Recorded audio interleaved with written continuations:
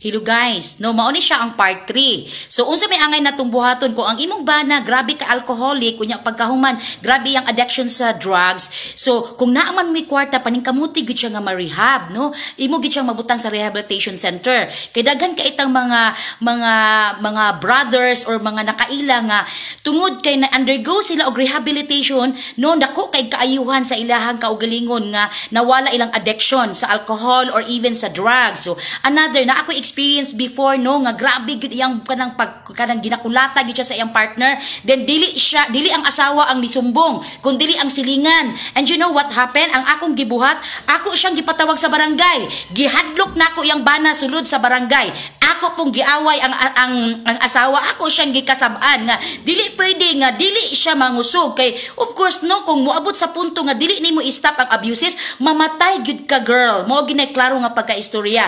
So you know unsay nahitabo ato nga gipatawag nako sa barangay, didto mi nagistorya, nagkandak mi og case conference. So unsay nahitabo, dako kay kahimuan, no naghatag gyud ang katong marites sa ako og istorya nga ma'am dako kay kausaban ma'am ay wala na sila nag-away kay katong before nga wala na ko sila nahatagan og counseling, grabe gyud as in mura gyud mo patay ang iyang bana sa kanaganing intingog palang daan lagubo sulod sa balay. So ayaw na pagdugay kung aduna man kay struggle nga sama ana, please